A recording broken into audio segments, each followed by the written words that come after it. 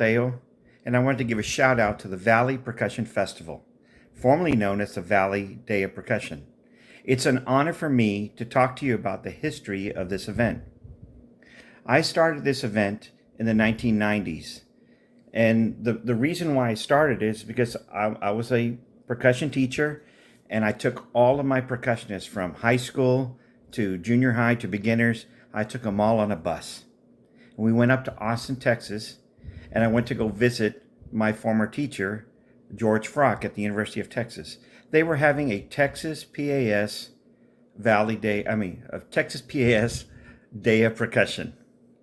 And at that Day of Percussion, there was people like Tom Ongst, Michael Burritt, Lamar Burkhalter, and Greg Mizonet, just to name a few. My kids had a great time, and it was awesome that my boss, Arturo Valdez, was able to invest in my kids to go up there and see this event. My kids got so much from it, they were so excited. So on the way back home, I started thinking to myself, why can't I bring an event like this to the Rio Grande Valley in South Texas? So thus, the Day of Percussion was born, and we've had the best percussionists in the world. I think we've affected thousands of students and teachers, and they've seen just awesome events.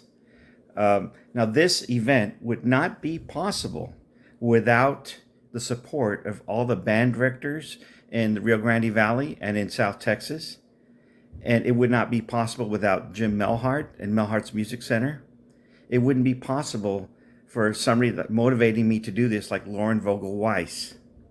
But with all these teachers and band directors helping me, it has come to the event that it is today. And I'm so happy that Gilbert Garcia is handling this tradition, and now we're bringing this event to the world. Again, a great shout out. Keep it up. And one more thing I want to say is it's so awesome that we can have a percussion hang and keep percussion strong even in the midst of a world pandemic. Keep it going, guys. Take care.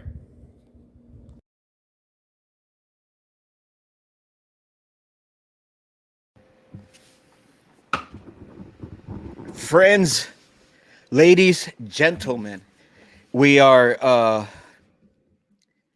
closing up a week. I hope that it was smooth for you. It went well. It was productive. You got your students back in the role of things, in the gist of things, and we got ourselves into the gist of things. I know I experienced for the first couple of days a little bit of lag. I felt tired, even though I went in pretty refreshed into the weeks, but yeah. So I hope it's been great for you and smooth for you. So with this said, guys, I am very excited for today's artist and clinician. Sight reading.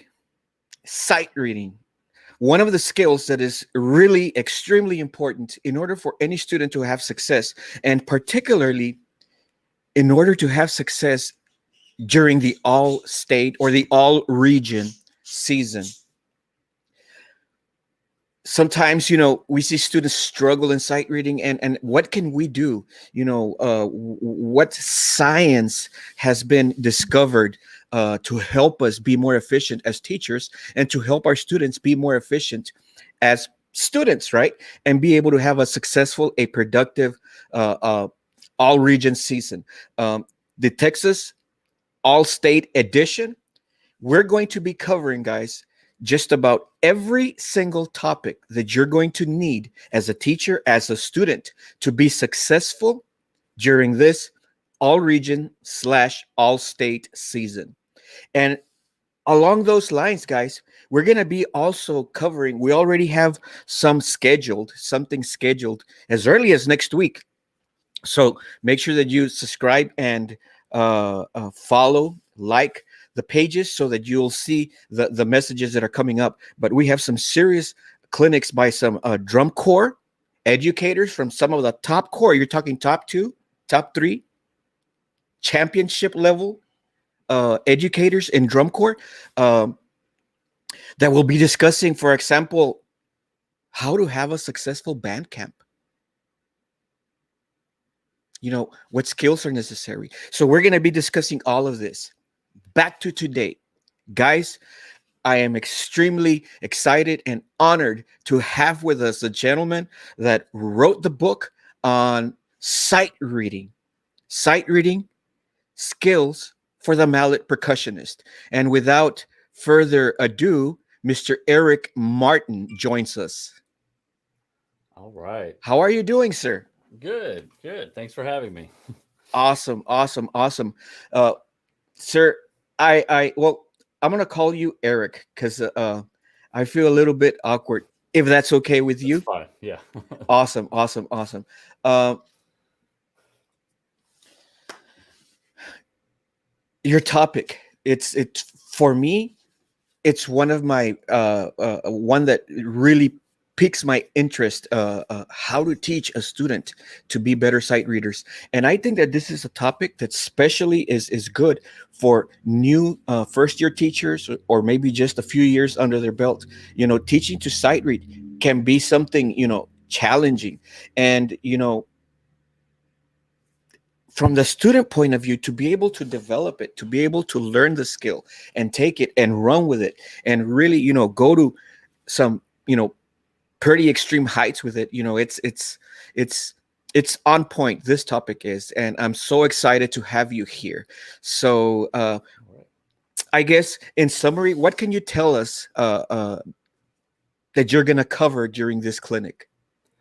Okay. So basically, you mentioned the science earlier. There's a lot of studies and scholarly articles about sight reading and how we do these things. So we're going to talk a little bit about some of the studies, and then most importantly, what you can actually do in the practice room to make that Yes. stuff work for you. Because obviously, just knowing that like somebody did a study in the 50s about whatever doesn't necessarily help you play your music right.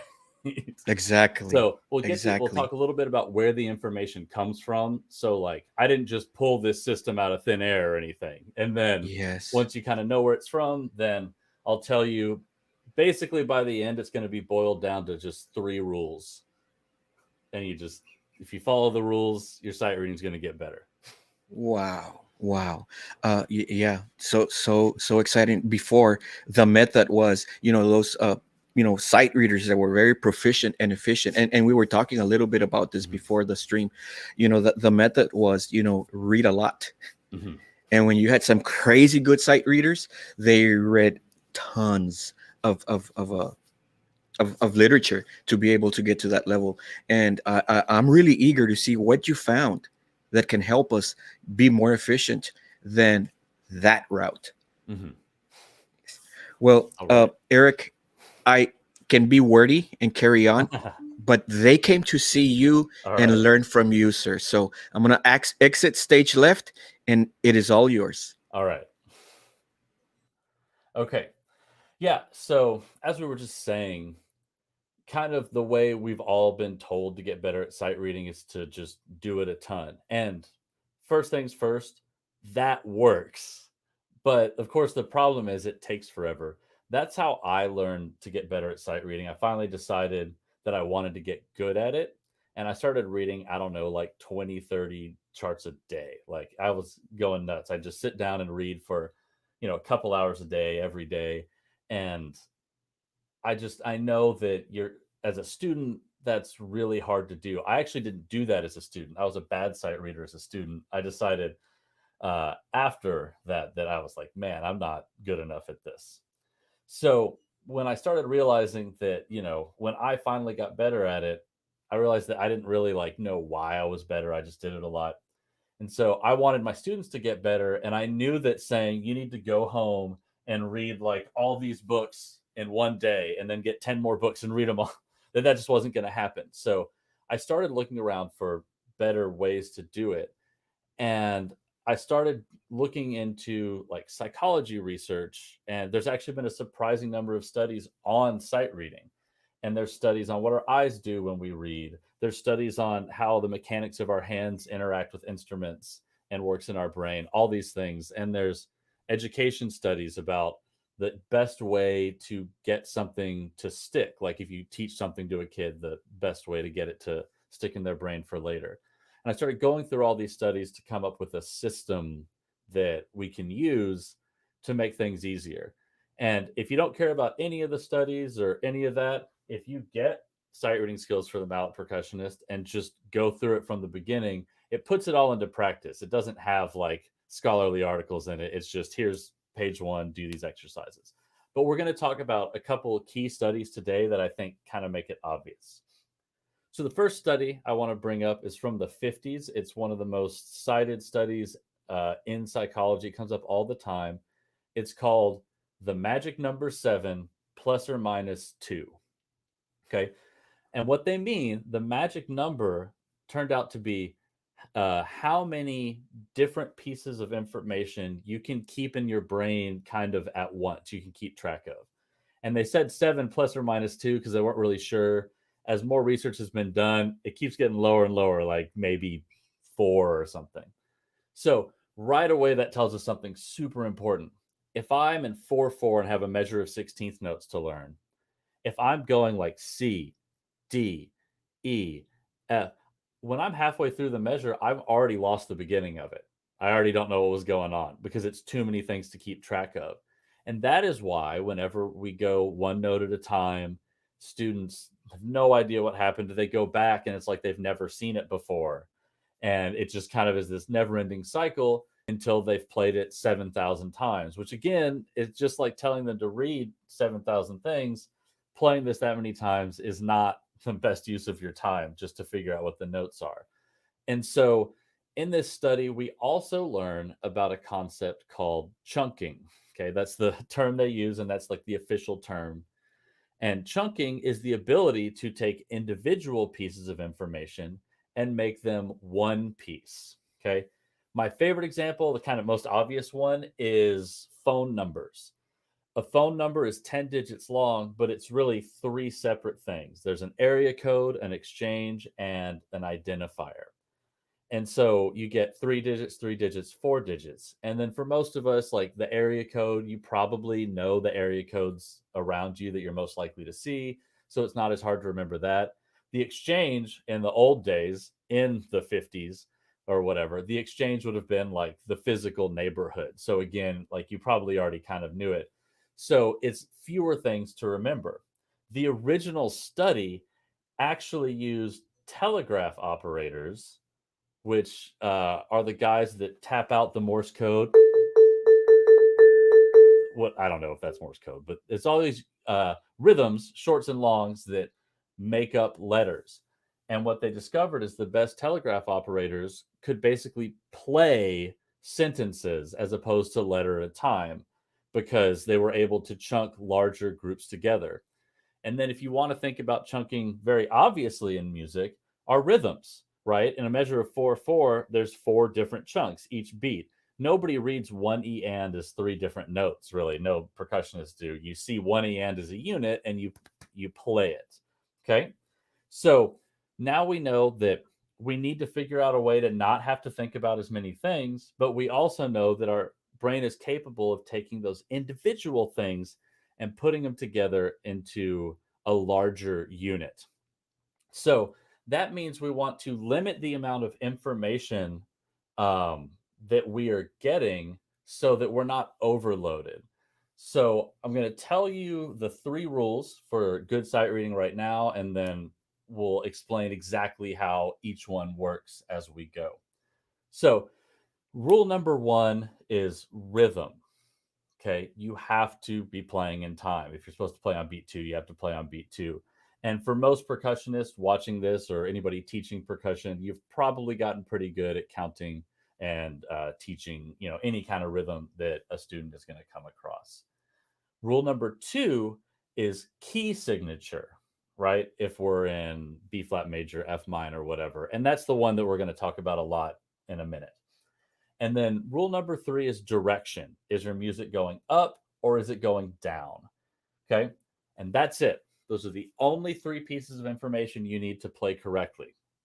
And right away, a lot of people notice that note names aren't in there, right?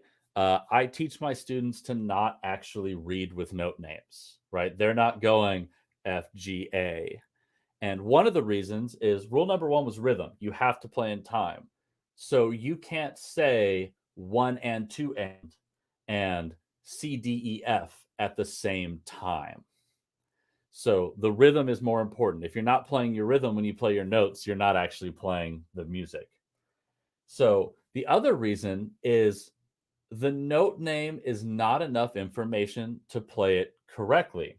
So if I see something on the first space of a treble clef staff, that's an F. But if I just tell you to play an F, like if you look at my keyboard here, right, I have 4 of them.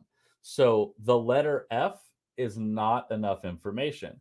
Then do I know what key I'm in? What if I'm in the key of G? Then I go, oh, that says F, but I have to remember it's an F sharp. So now I added an extra step to think of.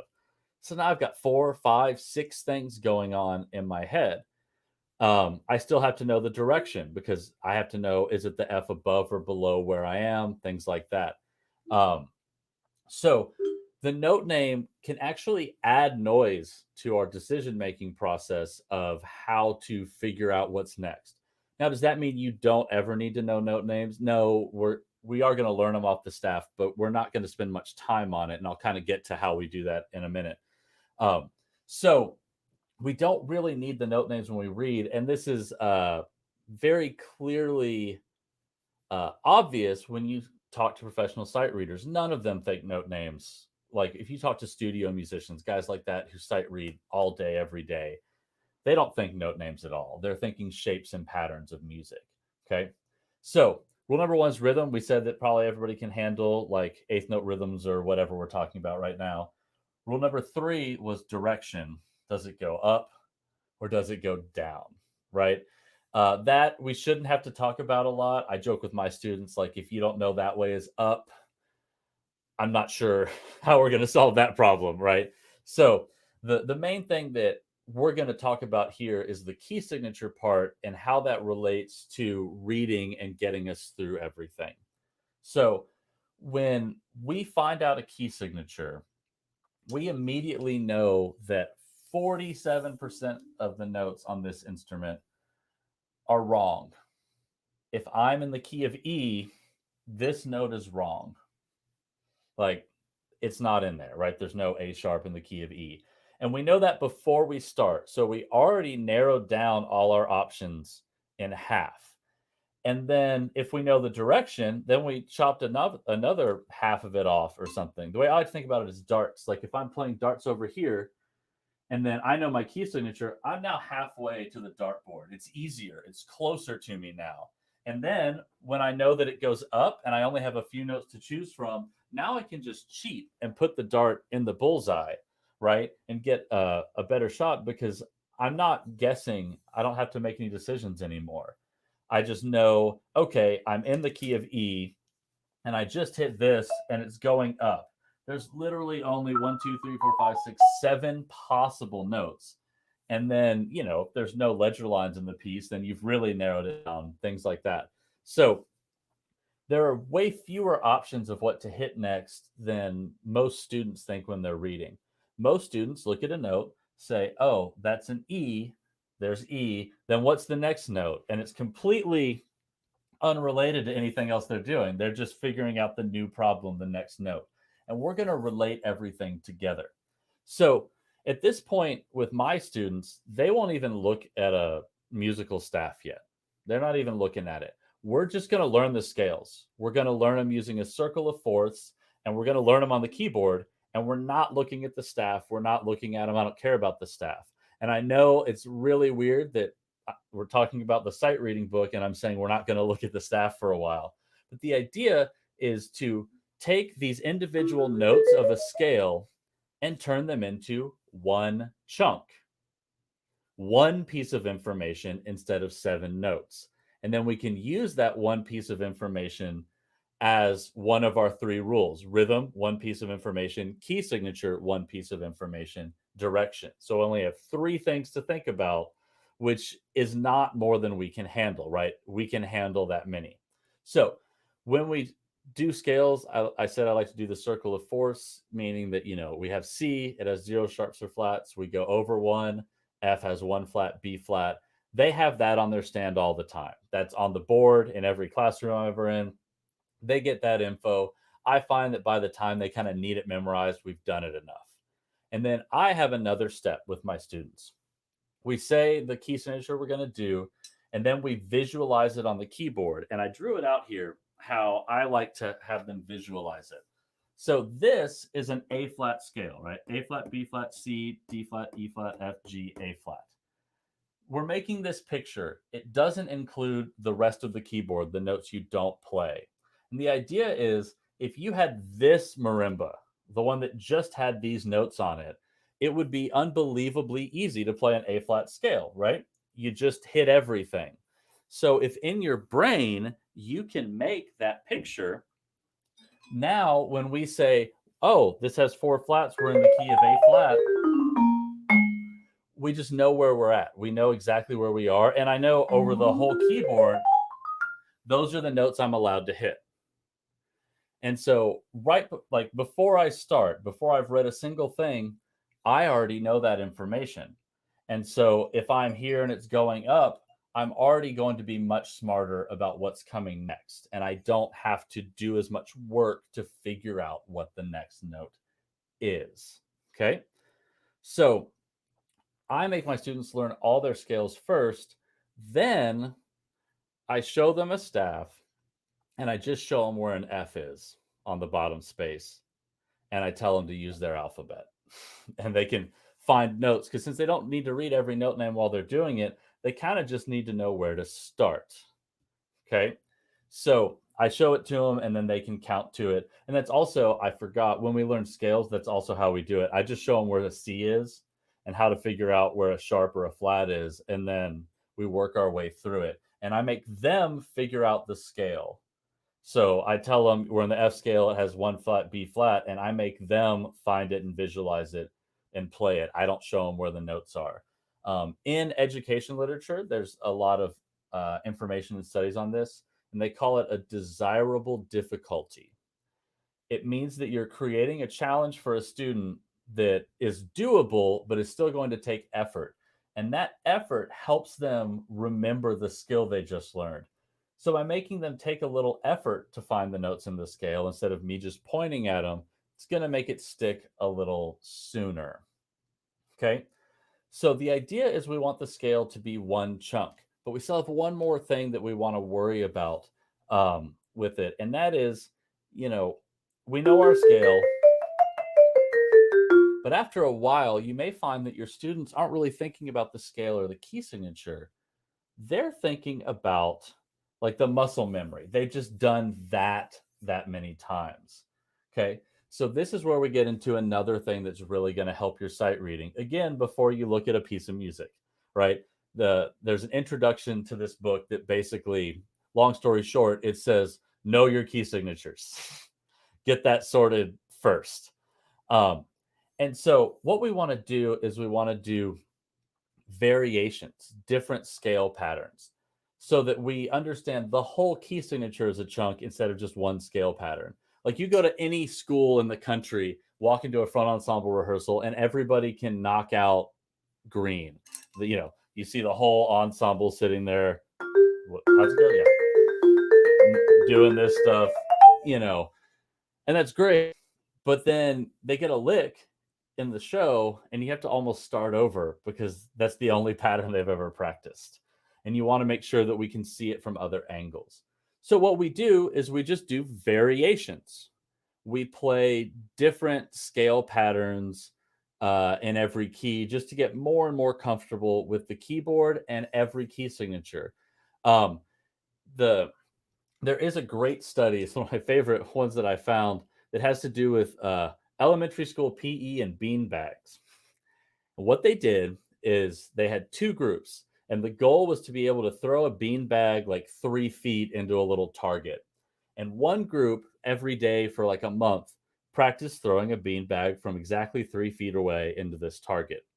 The other group practiced some days from 2 feet, some days from 4, some days from 3, 5, 2.5, different all the time.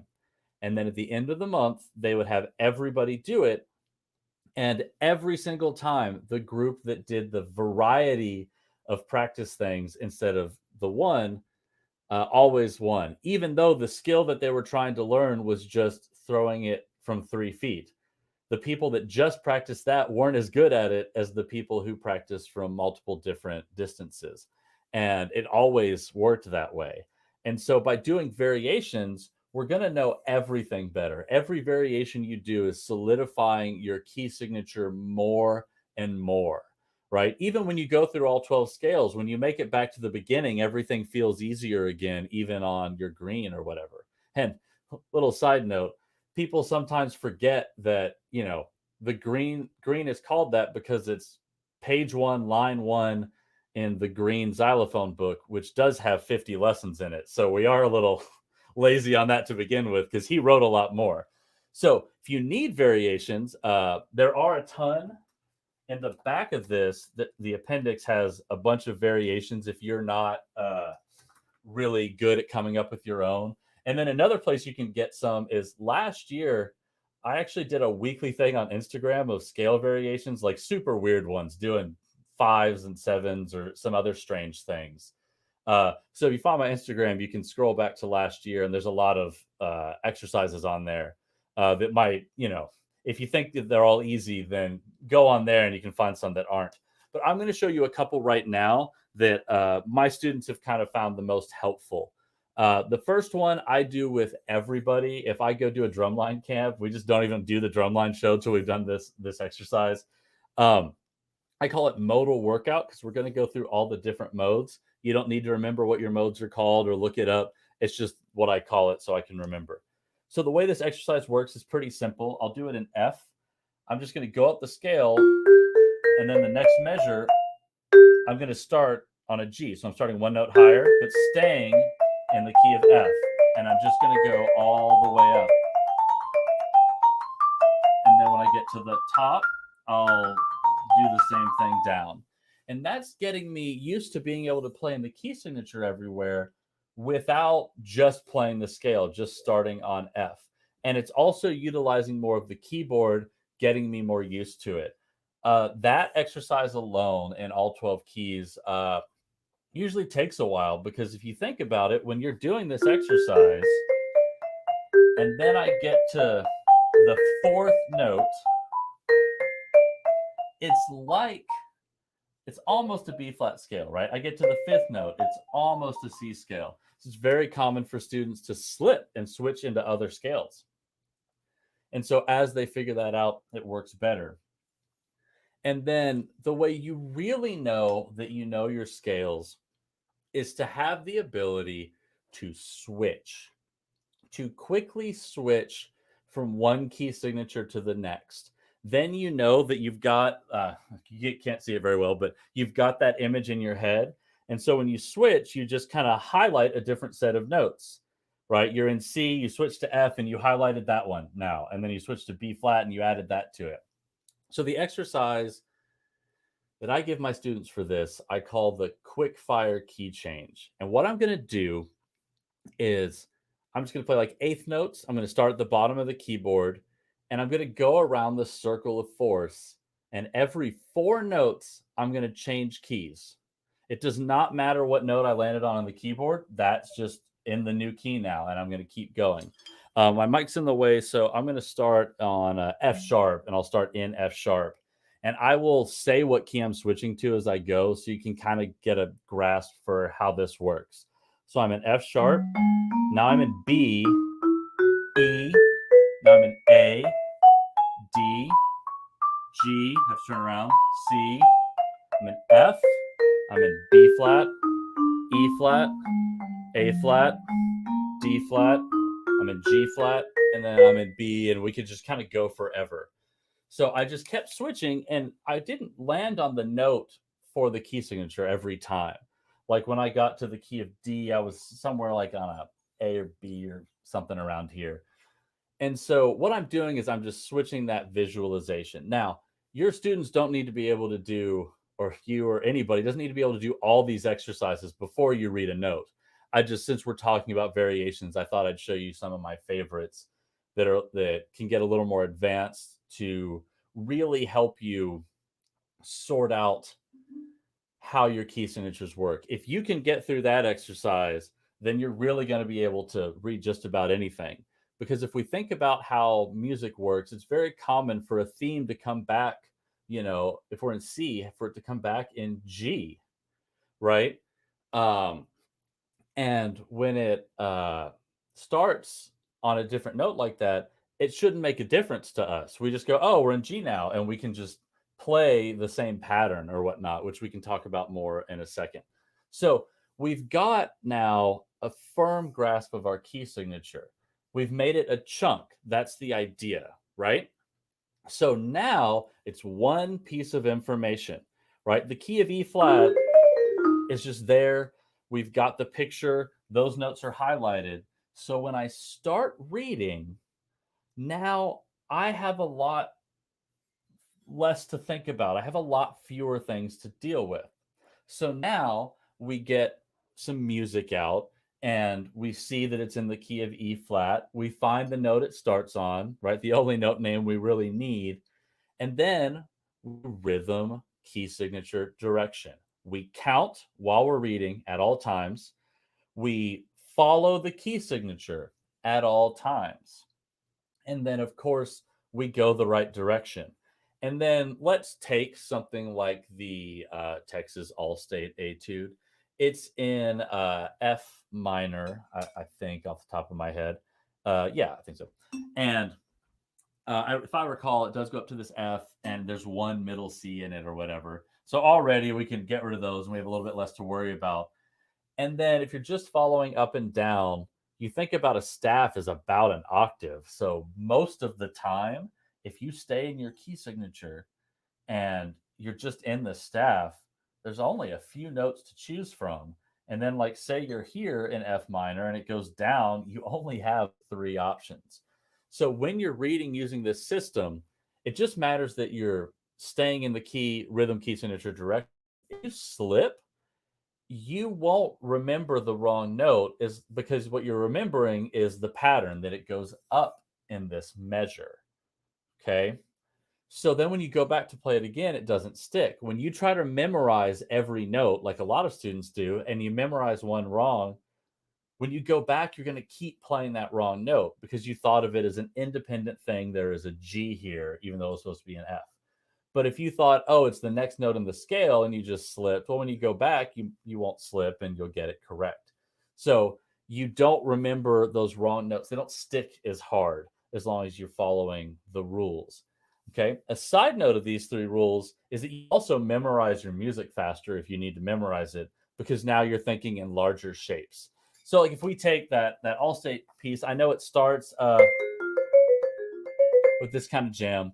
And so to me, that's not 6 notes. That's an arpeggio and then a chromatic enclosure or surround is what we call it. That's a little more advanced. Like that chromatic surround is at the very end of the book. But all these things, they're chunks that we can make. And so what this book is doing is starting from stepwise, just things that are next to each other in the scale. We're slowly building our library of chunks. We're figuring out stepwise in our key signature. Then we're going to figure out what an arpeggio is, right? An arpeggio is just every other note. It doesn't matter. We're not necessarily saying, oh, you have to know that's a C major arpeggio or whatever. You just know that it's every other note starting here, and that's a new unit. Okay? So as you go through the book, you get more and more chunks to deal with, right? You've got your key signature, you've got your arpeggios, and then the big one is sequences. Okay? When we have a sequence in a piece, that's where basically the chunk you need to know is in the piece. So the modal workout exercise that I showed a second ago is a sequence. What it means is that you're taking an entire pattern and going up or down with the whole thing. So in that case, the first thing that happens is you get a chunk in the music. You know, a lot of times their patterns like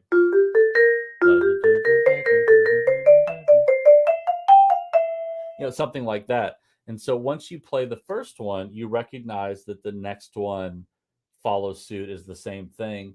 And instead of learning, what was that, 18 notes, you played one pattern 3 times, right? And so you don't have to read as many individual things as you're doing it. So what we're doing is we're taking all this information and we're simplifying it into just the rhythm, the key signature, and the direction. And then the direction can sometimes be, every other note all the way up, right? That's the direction it's going, or it's going up the scale all the way. And even accidentals, when we have them, are predictable most of the time, right? I already mentioned in the Texas All-State piece, right? That's a chromatic surround, a chromatic enclosure. It's a pretty common thing. It's one of the ones in the book. It gives examples. We also know harmonic minor is another predictable accidental. We know that things change keys around the circle of fourths quite often. It's not strange at all to go from the key of C to the key of F, like you're playing a march or something. So that B flat is predictable. So as we get more and more advanced, we learn these other things about our music as just normal things we see and remember, as opposed to, oh, here's a crazy accidental. Like we're talking about F harmonic minor because that's what the All-State piece is in. So to my students, that E isn't, oh, there's a weird accidental. That's an anchor point. You know that accidental's coming. So every time that you see a natural on the page, if you got kind of lost, now you know where you are again. Okay. Or you know that there's always going to be that kind of thing, then that B natural can be an anchor as well. So we are not only simplifying, we're actually taking the most complicated thing, the accidental, and using it to make it easier as well, right? So we take all this information, we simplify it, we simplify what's coming in with just rhythm, key signature, direction. And then when we play, we can make larger chunks out of the patterns so we have even fewer things to remember. Going back to more scientific studies, there's a great study where they took professional pianists and readers and they took amateurs and they gave them a Beethoven piece, like a selection from a Beethoven piece. But they put a few typos in it. Okay.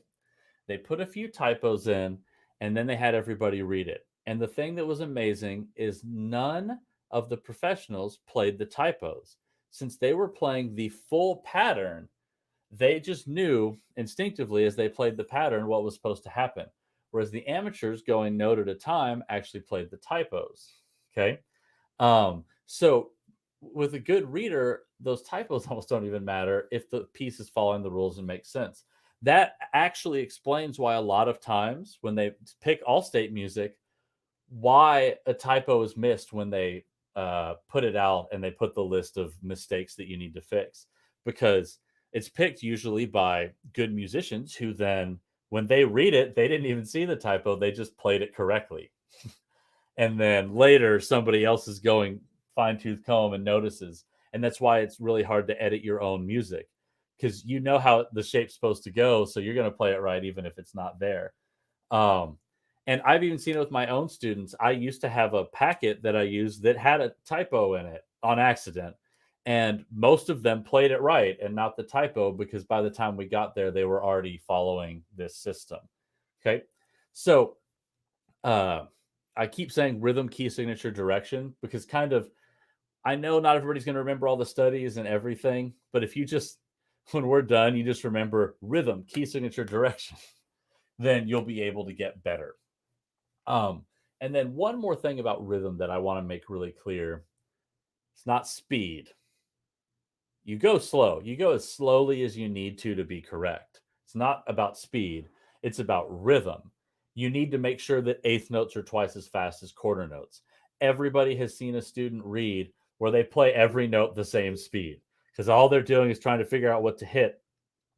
And that means they have to go back and learn the whole thing again. And for me personally, I'm not going to learn something twice. I just want to do it once. So that's a huge waste of time. Okay. So it's not speed, it's about playing the correct rhythm. But if you go quarter note equals 2 and you play it correctly, then you're halfway there, right? I always like to tell my students your hands are really smart and really stupid. They will remember exactly what you played last time and you can do it again. But they're stupid because they have no idea if what you played was right. So if you make sure you go slowly and do it right the first time, you saved yourself hours and hours on the back end, even if you went 1 and 2 like that slowly. The way I pick my tempos for sight reading is I pick a slow tempo that I think will work, and then I go slower than that no matter what. No matter what tempo I think will work, I go slower than that just to be on the safe side. Okay. So we we know all this information now. We know that if we go note at a time, if if we're thinking about that first measure of that piece that I just played, and you try to remember that, okay, go C, A flat, F, C, D flat, B natural, C. That is a lot to remember. And if you're trying to remember 2 measures like that, 8 measures like that, it's basically impossible. So instead, if I know it's an arpeggio, this chromatic thing, I don't know how it goes. It goes down there, I think. um, I haven't. I should learn it soon before my students get a hold of it. But the idea is if we think about it in chunks and follow the patterns, then we have a lot less to think about. Because that's the whole point. Is if our brain can only handle a few things at once before we start forgetting things and mixing things up, then we want to limit how much we take in: rhythm, key, signature, direction, just 3 things. And then while we're playing, we want to be looking for ways to group things into larger chunks as well, so we can think about the overarching patterns. Okay. So I hope that makes sense. Um, so that means a lot of scales and a lot of different variations in patterns uh, are the most important thing. I actually spend, I would say, more time every day now on just different patterns and variations and scale things than I do on learning new music, because the learning new music part has gotten so fast because I'm doing all this other work. Okay. And I enjoy coming up with new variations and patterns. So it's kind of fun for me. I like those kind of exercises. But I've noticed that it helps my reading, even though I'm not actually reading doing it. And then my actual learning of new music goes even quicker as I recognize more and more things. Okay. So our rhythm, you know how to teach that. Key signature is visualizing our scale, playing our scales, and then doing more and more variations. You can do variations from the back of this book. There's like, I don't even know how many. There's, I don't know, 80 of them. I'm picking a number, 70 of them, something. And then you can go find my Instagram, and there's another 30 or so on there that get kind of weird. There's 7/16 ones and other rhythmic grids to use to really make you think. When you're doing variations, there's a couple things to think about. One, none of them are a bad idea. Like, you can't come up with a variation that's a bad idea to practice if you're working on key signature variations. You can do whatever you want. They're all going to work. And then two, as soon as you're good at a variation, do a different one. As soon as you're good at it, don't do it anymore. It's not doing as much work. You're not having to think as hard. You're not getting as much out of it. And I do all my variations in not only every key, but every type of scale I know. So major, minor, melodic minor. I play a lot of jazz stuff. So like altered dominant scales and Lydian dominant scales and augmented scales, all those things. I do these patterns in every scale I know. For most students, doing major and some in minor, especially if they're about to play some things in minor, is probably enough. But I like to kind of stretch it and make things as complicated as possible. Okay. So I hope that that kind of gave an overview of how it works. Now, if we're talking about how to practically do this, we talked about the scale variations, then you want to talk about what should I read and how should I do that? That is to do a little plug here for the book. That's the purpose of this. All that research went into this. So you just go to page 1, circle of fourths, do what it says, learn your scale. All the visualizations are there to help you and stuff. And then you immediately just chapter 1, a quick, here's how you need to do it, and then just play them. And you just go through. You don't need to remember anything other than rhythm, key signature, direction. If you forget what the word chunking means, or you know the study about kids throwing bean bags or whatever, none of that actually is going to matter when you dive in. When you dive in, you start on page 1 and you just go through each chapter. In the back has a corresponding set of scale patterns. So the scale pattern variations that you would be practicing will line up exactly with the new skills that you're reading and chunking in each chapter. So that's how I determined to simplify getting better at reading for my students, right? Like I said, for me, I did it through what I call brute force practicing. And that is where you do it 17 million times until you feel better about it. Okay.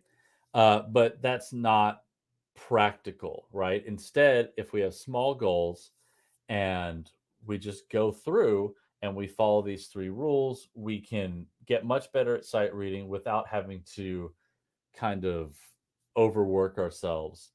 There's 130 something lines in there. And usually with my students, we might do a couple in a lesson, and then I have them do 1 a day through the rest of the week, just so they're doing it a little bit every day. And then we go on to the next skill and we go that way. So it's not a ton. It's taking 5 minutes out of their day. But by the time we're done, every single student I've done it with has been able to read basically any music I give them. The best example I can give of that is basically all my students through middle school and stuff go through this book. And then when they get to high school and we hand them the 2 mallet, all my students read the entire thing down to me in their first lesson on it. I say, hey, here's the Allstate music. Here, let's read the 2 mallet. And I just sit there and watch them read it. And we kind of just talk about it when we're done so they know how to practice it. So think about how much time that saves. If you can read it down slowly, right? Rhythm doesn't mean fast, it just means in time. They read it down slowly. It might be kind of a slog. It might take 10 minutes, because it's really slow. But that's it. They know how the whole thing goes now. And they have a really firm grasp of where key changes happen, what the format of the tune is, and everything. And all of a sudden, something that is a really long task is now a very short task. They know how it works and they're straight to cleaning it. The learning process didn't take very long. It's the cleaning process, the detail. And so they can just get straight to that. Okay.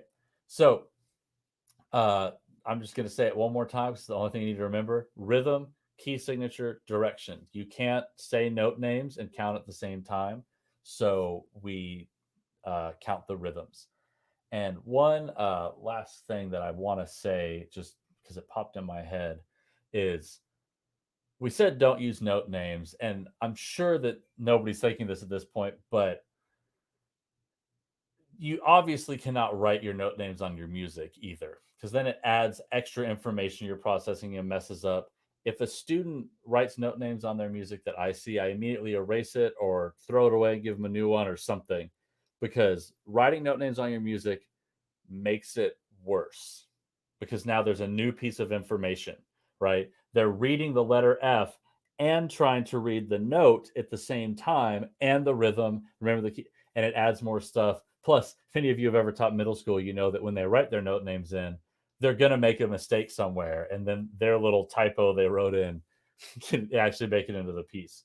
So obviously, I would be against that. But I would just like to point out that it adds a new piece of information. And I think the main thing we've learned today is that we have to simplify and have as few pieces of information as possible when we're reading so that we can actually keep track of everything. So new pieces would be kind of dangerous.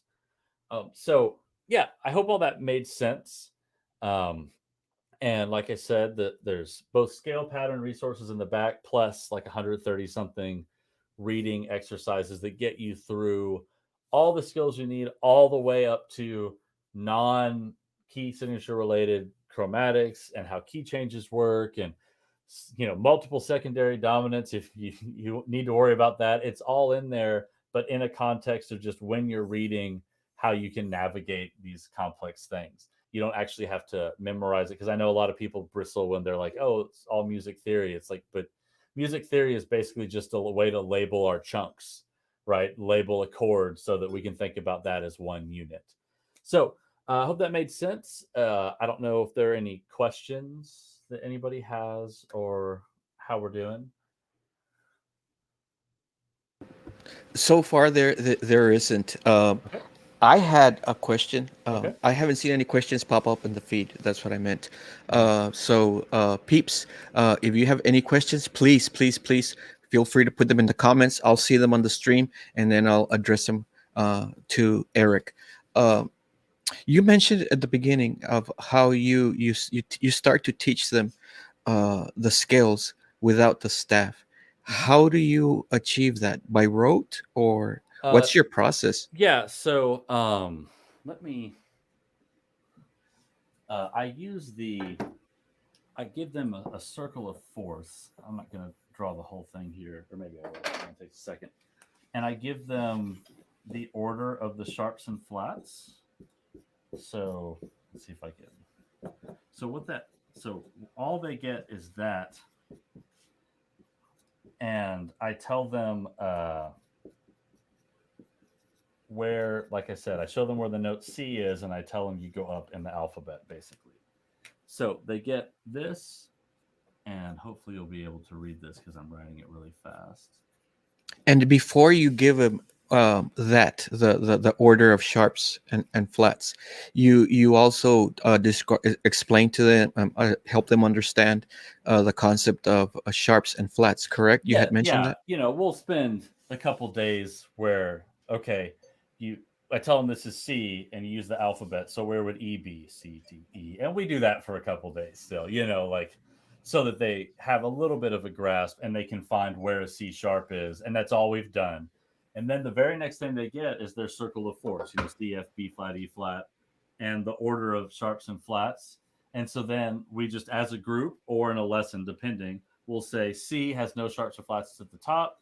So look at your keyboard, find C, and visualize one of every letter, right? You only get one of every letter. You can't have two E's or whatever. And no sharps or flats. Find all the notes in your head. I don't let them point, only visualize. I don't want them to point, because what happens is students will start kind of air drumming it. And remember, your hands are going to remember what you did. So if they don't know what to hit yet, they're actually already getting bad muscle memory if they're tapping it. So it's always like, with little sixth graders, mouths to your side, look at the, look at the keyboard. And then procedure. Right. Once you have the image in your head, then you can bring your mallets up, and then we'll play it. And we'll just do that until all the scales are there. We don't read anything until they're all there. And I do them all at once. All at once. No, like, hey, we're going to learn 3 this week, and then next. No, we just straight from the get-go. Typically, in a lesson, a 30-minute private lesson, we'll get through all 12 in one lesson pretty easily. Because if all we're doing is that, all we're doing is figuring that out, each one, they get better at it, because they go, oh, yeah, I just use those sharps, and I know I start on E, and they get faster and faster at figuring it out, because they're thinking about it as they're all the same thing. Scales are all the same thing. Yeah. And we never do half whole or any of that stuff. It's always the whole scale, and you just figure it out from the key signature, and they get to have the circle of fourths and the order of sharps and flats out at all times. So that information is there. I don't make them memorize that, because I think I said at the beginning, by the time they need it memorized, I feel like we've done it so much. That they've already got it. It's like sometimes some people will have formulas written on the board or on the walls in certain places, and they'll, the formula is that, and after a while they just spit it out. I see what you mean. Well, usually what happens is they just forget to get it out one day, you know, Yeah, yeah, and then yeah, they yeah, just yeah. can do it. And so we do that, and then we look at the staff. So now they know where all the notes are, right? They know all 12 scales, they know where all the notes are. So the staff is just a shorthand representation of the things they already know. So it's a lot less Oh, scary at that point because they already know everything it says. yes. When they see a bunch of notes that are going up, they're like, "Oh, that thing I've been playing all month," right? They already know what it Yes. is, and so it Yes. makes that rule number 2, the key signature rule, and not doing every note name a lot more comfortable, right? Yes. And even if if you've been reading for 30 years and you didn't do it this way, you can still switch pretty quickly, Yes. you know. Yes. Um, Yes. and a lot of people do, at some point, like I said, I play a lot of jazz stuff, so one thing you have to do is you have to learn how to transpose kind of on the fly. Well, Yeah. if you read this way, that's pretty easy. If you read note names, it's Yes. possible. Yes. And especially practicing the scales, like you said, different Right. patterns, Yeah. or by stepwise or whatever, by skips or whatever. Right. It, Yeah. it's yeah. Wow. It's super helpful. And so, like I said, when you watch a front ensemble, they do the same like 2 or 3 patterns all year. So they get those very clean, and their hands get really good at it, but their brain is off. Yes. You just watch. You go the last day of drum camp. Okay, let's play green, and I mean, it's just like they're not there yet. They're still thinking about their donuts they had or whatever. Well, they're playing it because they just don't have to think about it anymore. And on the one hand, that's Yeah. very cool and is kind of a useful skill. But on the other hand, Yeah. they're not getting better anymore.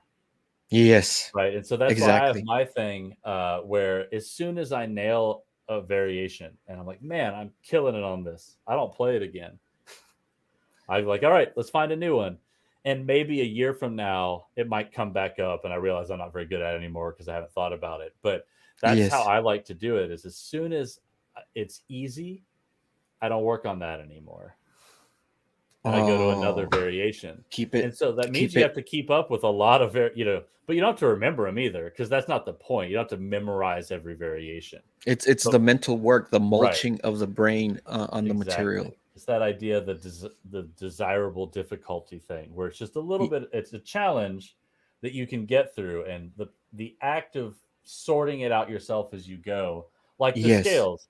Since the student sorted out the F scale from the information provided and then played it, that 30 seconds minute it took them to sort out, it's going to be there tomorrow because they did that work. If they didn't do that work and you just said, you walked over and said, hit this one, then this one, then this one, then the next day they don't know what to hit because they just hit what you pointed at. Yeah. Yeah. Right. And so by making them do that work, they're going to remember it better. And I know sometimes the kids are like, just tell me what's it. And it's, nope, you figure out what that note is that you're missing. Here's the information. You know that it has how many sharps, and they'll get annoyed at me for a little while, and then they go, "Oh, okay." Yeah, but at the same time, I mean, what you're doing, based on that desirable, difficulty or work, right? Right. Effort. Uh, you're also building their mind, the mental. I had a stream a couple of weeks ago, that you guys can check out with the staff for the front ensemble for the Cavaliers, and the one thing that they kept talking about throughout all that hour. Actually it was like an hour and a half, was kids need to be mental tanks, Mhm. need to be mental tanks, need to be mental tanks. And your system is, I can see where it's building that at the same time. It's doing a lot of good. Yeah, it's all about keeping your brain engaged in what you're doing Yes, yes. and varying we it. Yeah. we have a question, Eric. Mhm. How do you teach rhythm? Robert Woteo is asking, how do you teach Okay. rhythm? So rhythms are I'm also gonna exit for a little bit, that way okay. they can see you better. Sure. So I think of rhythms also as chunks, as units. So if we're, usually we're going to start in 4 time with young students. Um, and, so quarter notes would be with the metronome, then eighth notes would be twice as fast. And then, 2/16 and an eighth note. Well, okay, let me go back. That's actually I'm making it a little different than what I normally do. I a lot of times actually teach rhythms using a like a drum machine kind of idea. Where's my board here? I can. It's really simple. If I have to do one E and basically every rhythm that's 16th notes, there are 4 16th notes in a beat. And so the way I teach my students to do it, this is the fastest way, and this is what I always go to every time someone is having issues. Is every beat has 4 16th notes in it in 4 4 3 4 whatever time. So if we do one E and, then you need one E and that's one E and then E and would be these three instead. One and would be these three, and that's how I teach those basic rhythms as chunks, and then that way, like visualized, kind of like visualizing the scales. I think it's a pretty simple way to keep track of all the rhythms, because I think just like how we talked about all this stuff with mallets, I don't think most of us actually think in note heads, right? I know I don't. And when you think about drum machines, like old drum machines, they had 16 buttons representing the 4 beats of a measure, and then you could punch in, play one, skip this one, and skip this one, E and you could punch in the rhythm.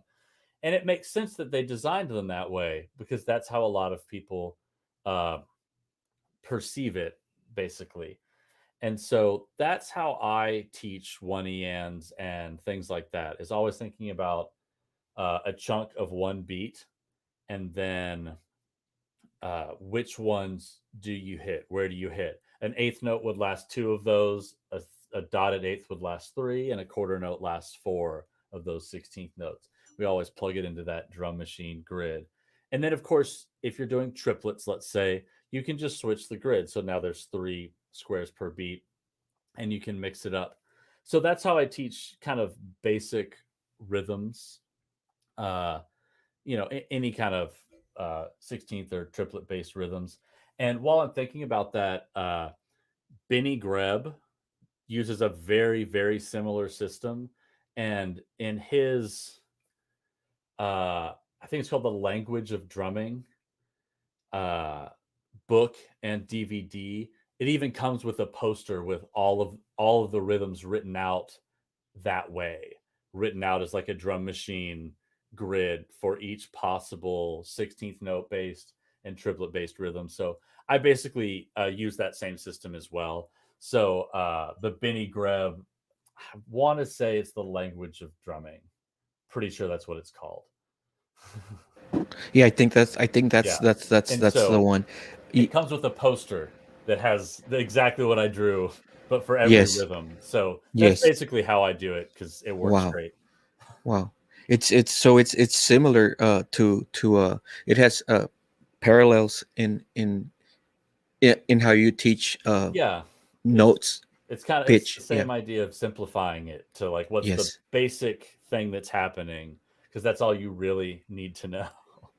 Have you ever thought about writing a book on rhythm? Because I find your concept really very interesting.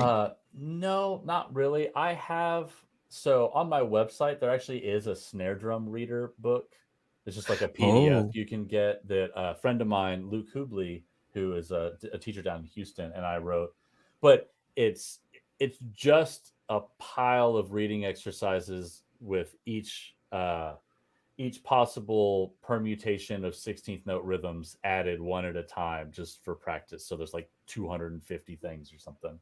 oh Uh, wow, but wow. it's just a pile of stuff to read. It doesn't really go into detail about much of this stuff. It's more the, after you've explained it, if you feel like they need more practice, here you go. Yeah. There's a ton of it.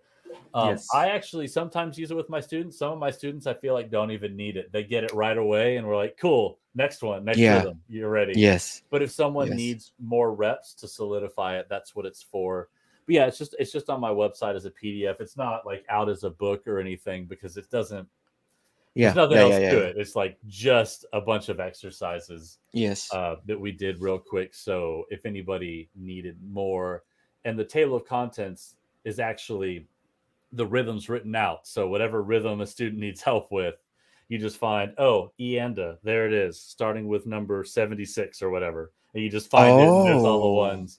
So you can oh, really wow, wow. quickly find whatever rhythm they need help with, like right away. So that was the idea behind that. But no, I've never thought about writing a book specifically explaining how to teach rhythm. And I think that's just because there's a lot of good ones. Yes, there are, but There's a lot. at least to me, you know, your concept. There's a lot of new stuff to me. And Yeah. probably some of the viewers, you know, are familiar with it, but I found a lot of new stuff for me in your method. Yeah. Yeah. Uh, That's good because that means there yes. is helpful information. Yes, yes, yes. You know, I don't know if you saw me on the back room, if you have a glimpse of me, but I I was taking notes Good. Yeah. throughout all the and that's despite the fact that, you know, I can just hit replay Right. Right. once we finish the stream. Uh, Right. Very knowledgeable, Eric. Very knowledgeable on the subject matter. I'm intrigued. I'm intrigued.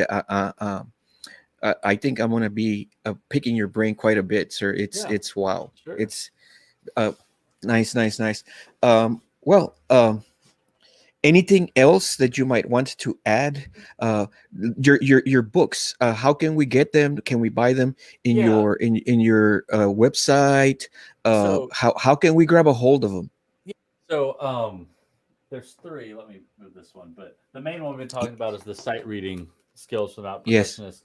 So they're actually published through K Wiley, Ken and Wiley's publishing yes, company. So every place you can order one of those books, you can order these. yeah, So Pender's, RBC, Lone Star Percussion, those places. Um, so there's sight reading skills from the Mallet Percussionist, which is the one that obviously sells the best out of these, and the one that I always yes, tell people to get. Um, and that's the first one. The other ones are collections of pieces, so they're not. I mean, they can be used as reading practice, but they're not like method books. So yes. Okay. this one, solo collection for the 4 mallet marimbas. This is on like the Texas UIL state list for solos. Yes, And it's on K Wiley. It's everywhere as well. And this is just 12. So they're folk songs and there's some originals, but they're written as folk song style 4 mallet marimba yes. pieces that you can use for younger students. Can And can then, I'm gonna exit out real quick, okay, if you can, so that you can show the books to sure. the Yeah, I'll camera show a and they little can bit. get a clearer once you Cool. finish presenting them, if that's okay. Cool. Yeah. Um, so right. So this guy here, solo collection for the what's it called? Solo collection for the young 4 mallet marimbas. It doesn't roll Hmm. off the tongue. Um, and then the newest book isn't on everybody's website yet, so you might have to like call to order or something. I'm not sure why it's not showing up. I know they have it, and every time I ask, they're like, "Yeah, we have it." I'm like, "But it's not on the websites." And so you can Yes, still order it, and obviously Canon has it in stock. Um, is called Stylistic Adventures for 2 mallets. So there's 24 etudes in here, 12 intermediate, 12 advanced, plus a selection of what I call pretudes, which are like for some technical skills that you need for 2 mallets. There's a little alternating section. There's a few tunes where you have to use a lot of doubles. There's some for rolls and double stops, things like that are really short, like 3 or 4 line things just to work on a skill. And then we get into the etudes, and it's called Stylistic Adventures because each etude is in a different musical style. So there's oh, like an Afro-Cuban Montuno one, there's a rag, there's a Brazilian nice, choro, there's like a Pat nice, Metheny style straight eights jazz, there's a 19th century scherzo, there's a sonata, all those things. So as you nice. go through, you get lots of 2 mallet etude practice, but they're all different styles. So you get to introduce yourself or your students to different styles of music and what makes Yes, them each unique. And like I said, there's 12 intermediate, and then there's 12 advanced. And the advanced ones, I mean, I'm not gonna lie, they get kind of hard, especially towards the end. Okay, okay. The last couple are pretty quick and can be kind of tricky.